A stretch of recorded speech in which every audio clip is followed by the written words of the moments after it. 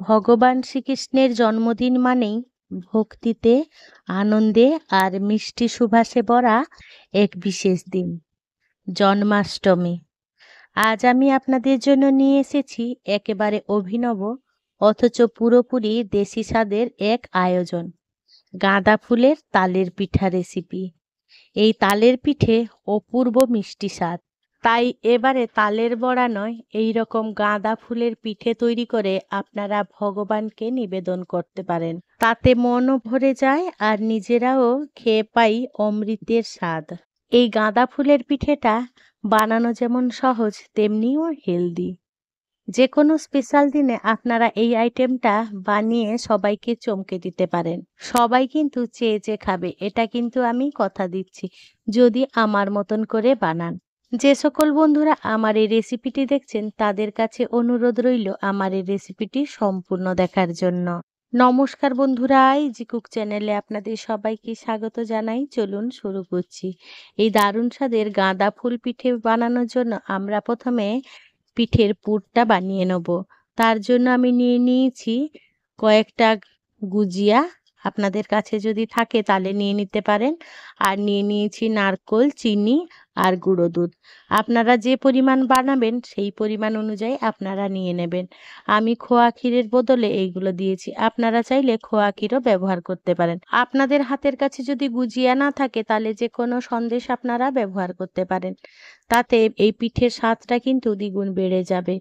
এবারে সমস্ত উপকরণগুলোকে বেশ হাত দিয়ে ভালো করে আমাদের মিশিয়ে নিতে হবে। এবারে ভালো করে মেশানো হয়ে গেলে এই সমস্ত উপকরণগুলো একটা কড়াইতে ঢেলে দেবো আর গ্যাসটা লো টু মিডিয়াম আঁচে রেখে যতক্ষণ না চিনিটা আমাদের গলে যাচ্ছে ততক্ষণ কিন্তু আমাদের এই রান্নাটা করে নিতে হবে, অর্থাৎ পুরটা তৈরি করে নিতে হবে।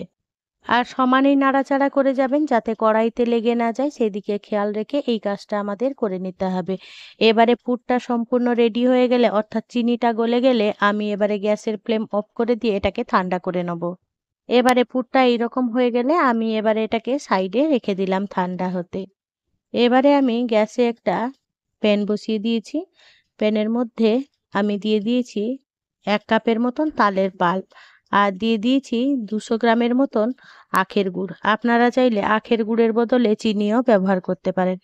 এবারে গ্যাসের ফ্লেমটা জেলে আমি এই গুড়টা যতক্ষণ না গলছে তালের পাল্পের সাথে মিশে যাচ্ছে ততক্ষণ কিন্তু আমাদের সমানে নাড়াচাড়া করে রান্না করে যেতে হবে। যেহেতু গুড়টা গলে গেলে লিকুইড ফর্মে চলে আসবে, তাই আমাদের এখানে এক্সট্রা কোনো জল ব্যবহার করা যাবে না। আর আপনারা যদি চিনি দেন তাহলে আপনাদের প্রয়োজন মতন সামান্য একটু দুধও ব্যবহার করতে পারেন। এবারে দেখুন তালের পাল্পের সাথে গুড়টা একেবারে মিশে গেছে আর খুব ভালোভাবে রান্না হয়ে গেছে। এবারে আমি দিয়ে দিলাম স্বাদ মতো নুন। নুনটা দিয়েও বেশ ভালো করে মিশিয়ে দেবো। এবারে আমি দিয়ে দেবো কাজু বাদাম গুঁড়ো করে নিয়েছি 1 মুঠো মতন, সে কাজু বাদাম দিয়ে দিলাম। এবারে মৌরিও গুঁড়ো করে নিয়েছি, মৌরিও দিয়ে দেবো 2 চামচের মতন। এই মৌরি আর কাজু দিলে যখন পিঠেটা খাবেন মুখে পড়বে, দারুণ লাগবে খেতে, তাই অবশ্যই আপনারা এটা স্কিপ না করে দেবেন, খুবই ভালো হবে খেতে। এবারে সমস্ত উপকরণ বেশ ভালো করে নাড়াচাড়া করে মিশিয়ে নেব। এবারে আমি দিয়ে দেবো 1 বাটি মতন নারকোল কোড়া। নারকোল কোড়াটা দিয়েও আমাদের সমানেই নাড়াচাড়া করে সমস্ত উপকরণ বেশ ভালো করে মিশিয়ে নিতে হবে। আর এই রান্নাটা করার সময় অবশ্যই খেয়াল রাখবেন যাতে কড়াইয়ের গায়েতে না লেগে যায়, তাতে মোটেও খেতে ভালো লাগবে না। এই বিষয়ে আপনারা খেয়াল রেখে এই রান্নাটা করে যাবেন। এবারে এই সমস্ত উপকরণ বেশ ভালো করে মেশানো হয়ে গেলে আমি 1 বাটি সুজি আর 1 বাটি ময়দা মিশিয়ে নিয়েছিলাম, সেগুলো অল্প অল্প পরিমাণে দিয়ে আমি একটা ডো বানিয়ে নেব। আপনারা সুজি আর ময়দা কিন্তু সম পরিমাণেই নেবেন আর অল্প অল্প দিয়ে সমানেই নাড়াচাড়া করে এই ডোটা বানিয়ে নিতে হবে। আর খেয়াল রাখতে হবে যাতে দলা না পাকিয়ে যায়, সেই দিকে নজর রেখে আমাদের এই রান্নাটা করে নিতে হবে। এবারে এই ডোটা বেশ ভালো করে রান্না হয়ে গেলে আমি এবারে একটু হালকা ঠান্ডা করে নেব। গরম থাকাকালীন হাতে অল্প একটু ঘি মাখিয়ে আমি এটাকে বেশ ভালো করে ঠেসে একটা সুন্দর ডো বানিয়ে নেব। আমার এই রেসিপিটি যদি কোনো বন্ধু ফেসবুক থেকে দেখে থাকেন তাহলে আমার পেজটিকে লাইক ও ফলো করে দেওয়ার জন্য অনুরোধ করছি। আর যদি কোনো বন্ধু ইউটিউব থেকে দেখে থাকেন, তাহলে আমার এই ক্ষুদ্র চ্যানেলটিকে সাবস্ক্রাইব করে আমার পাশে থাকার জন্য অনুরোধ করছি। আর পাশে থাকা বেল আইকনটি কিন্তু ক্লিক করতে ভুলবেন না।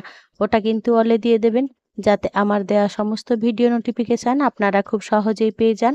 তার জন্য কথা বলতে বলতে বেশ আমার সুন্দরভাবে ঠেসা হয়ে গেছে, আর একটা সুন্দর ডো বানিয়ে নিয়েছি।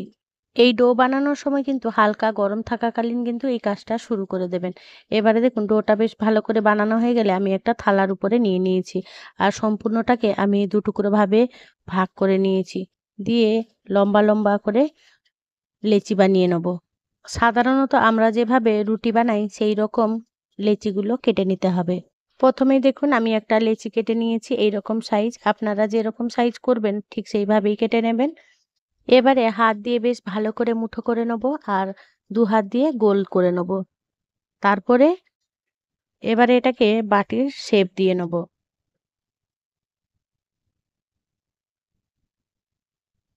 বেশ বাটির শেপ দিয়ে নিয়েছি। এবারে মাঝখানে চামচে করে ঠেসে ঠেসে পুর দিয়ে দেবো। পুরটা আপনাদের পছন্দ মতন দেবেন, যতটা দেবেন ততটা পিঠেটা খেতে মজারই হবে। এবারে হাত দিয়ে মুখটা বেশ ভালো করে বন্ধ করে দিতে হবে।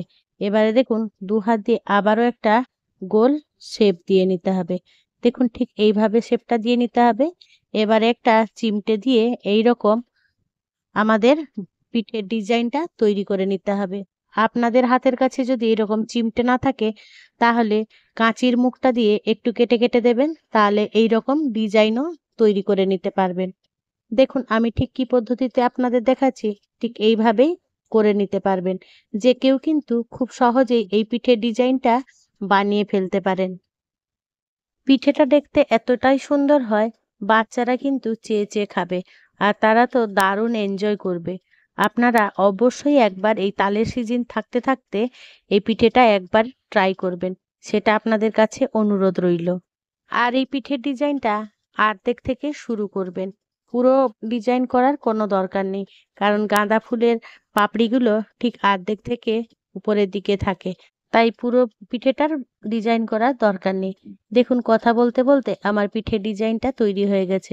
দেখুন কতটা সুন্দর হয়েছে। বন্ধুরা আপনাদের কেমন লাগছে সেটাও কিন্তু আমাকে কমেন্টে জানাতে একেবারেই ভুলবেন না। আমি একই প্রসেস অবলম্বন করে সমস্ত পিঠে গড়ে নিয়েছিলাম। তাহলে বন্ধুরা আপনারা এই জন্মাষ্টমীতে এই গাঁদা ফুলের পিঠে বানিয়ে ঠাকুরকে নিবেদন করতে পারেন। যেমন দেখতে সুন্দর হয় তেমনও হেলদি এই জিনিসটা। আর যারা তেলে ভাজা একেবারেই পছন্দ করেন না, তারাও কিন্তু অনায়াসে এই পিঠে খেয়ে নিতে পারেন। আর যারা ডায়েট করছেন তারাও খুব সহজেই এই পিঠে খেতে পারেন খুব মন ভরে। আর এই তালের সিজন থাকতে থাকতে অবশ্যই একবার এই পিঠেটা বানিয়ে আপনি দেখতে পারেন। এই পিঠেটা যদি একবার বানান, তাহলে অন্য সব পিঠে রেসিপি বানাতে একেবারেই ভুলে যাবেন। এটার এতটা টেস্টি হয় আর এতটা হেলদি, আপনি শেষ পর্যন্ত না দেখলে বিশ্বাসই করতে পারবেন না। আর বন্ধুরা আপনারা যদি আমার মতন বানিয়ে থাকেন, তাহলে অবশ্যই আমাকে কমেন্টে জানাবেন। এক এক করে আমি একই পদ্ধতি অবলম্বন করে সব পিঠেগুলো বানিয়ে নিচ্ছি। আর এদিকে আমি গ্যাসে একটা মোমো মেকার বসিয়ে দিলাম, তাতে পরিমাণ মতন জল দিয়ে দেবো। আর আপনাদের কাছে যদি মোমো মেকার না থাকে, তাহলে আপনারা কড়াইতেও এই পিঠেটা বানিয়ে নিতে পারেন। তার জন্য একটা স্ট্যান্ড লাগবে, আর স্ট্যান্ড যদি না থাকে একটা বাটি বসিয়ে দেবেন। বাটির উপরে একটা ফুটো ফুটোওয়ালা যে কোনো পাত্র নিয়ে আপনারা এই কাজটা করে নিতে পারেন। এবারে জলটা আমার ফুটতে থাক, আর এদিকে আমি মোমো মেকারের উপরে তেল ব্রাশ করে নেব, যাতে পিঠেটা খুব সহজেই উঠে আসে। তেল ব্রাশ করা হয়ে গেলে এক একটা পিঠে আমি বেশ সুন্দর করে সাজিয়ে রেখে দেবো। দেখুন কতটা সুন্দর হয়েছে দেখতে। বন্ধুরা এই পিঠেটা যখন সাজাবেন তখন একটু ছেড়ে ছেড়ে বসাবেন, কারণ এই পিঠেটা একটু ফুলেও যাবে। ঠিক এইভাবেই বসিয়ে নেবেন। এবারে দেখুন এদিকে আমার জলটা বেশ টকবক করে ফুটে উঠেছে। এবারে আমি স্ট্যান্ডটা বসিয়ে দেবো, আর যতক্ষণ না পিঠেটা সেদ্ধ হচ্ছে ততক্ষণ রান্না করে নেব।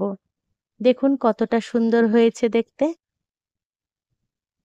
আমাদের প্রায় ৮ থেকে ১০ মিনিটের মতন লো টু মিডিয়াম আঁচে এটাকে ভাপিয়ে নিতে হবে। আর এই পিঠেটা বানানোর জন্য আমরা কিন্তু একেবারেই একটুও তেল ব্যবহার করিনি। জাস্ট তেল একটু ব্রাশ করে নিয়েছি। একদম অয়েল ফ্রি রেসিপি আপনারা যদি পছন্দ করেন তাহলে এইভাবে পিঠেটা বানিয়ে নিতে পারেন। কথা বলতে বলতে দেখুন আমার পিঠেগুলো সম্পূর্ণ রেডি হয়ে গেছে। দেখুন কতটা সুন্দর হয়েছে। বন্ধুরা, আজকে আমার এই রেসিপিটি আপনাদের কেমন লাগলো সেটা কিন্তু জানাতে একেবারেই ভুলবেন না। যদি কোনো অংশে একটুও ভালো লেগে থাকে তাহলে ছোট্ট একটা লাইক করে দেবেন। আপনাদের এই ছোট্ট ছোট্ট লাইক আমাকে অনেক ইন্সপায়ার করে নিত্য নতুন রেসিপি বানানোর জন্য। আর যদি খুব বেশি ভালো লেগে থাকে তাহলে বন্ধু বান্ধব কিংবা প্রিয়জনদের সাথে শেয়ার করে তাদেরও দেখার সুযোগ করে দেবেন। আর বন্ধুরা, আপনারা কমেন্ট বক্সের পাশে হাইপ অপশনটা আছে, সেটাও দিতে ভুলবেন না কিন্তু। আপনাদের এই হাইপগুলো আমাকে কিন্তু অনেক অনেক দূর এগিয়ে যেতে সাহায্য করে। দেখুন এবারে একটু ঠান্ডা হয়ে গেলে আমি এবারে পরিবেশন করে নিচ্ছি। কতটা সুন্দর হয়েছে! আপনাদের কেমন লাগছে সেটা বন্ধুরা আপনারা অবশ্যই জানাবেন। আর যদি আমার মতন করে বানিয়ে থাকেন তাহলে তো অবশ্যই জানাবেন যে আপনাদের কেমন লেগেছে। এইভাবে গরম গরম পরিবেশন করুন আর একদমই এনজয় করুন। তাহলে বন্ধুরা আর দেরি করবেন না, এবারে জন্মাষ্টমী স্পেশাল তালের বড়া নয়, আমরা নিবেদন করব তালের গাঁদা ফুল পিঠে। ইজি কুকের পরিবারের পক্ষ থেকে সমস্ত বন্ধুদেরকে জানাই জন্মাষ্টমীর প্রীতি ও শুভেচ্ছা। এবারে একটা পিঠে আমি ভেঙে দেখিয়ে দিচ্ছি, দেখুন কতটা নরম আর কতটা সুন্দর হয়েছে। যে সকল বন্ধুরা আপনাদের মহামূল্যবান সময় দিয়ে আমার এই রেসিপিটি সম্পূর্ণ দেখলেন তাদেরকে জানাই অসংখ্য অসংখ্য ধন্যবাদ। আপনারা ভালো থাকবেন, সুস্থ থাকবেন। দেখা হবে পরের কোনো নিত্য নতুন রেসিপিতে।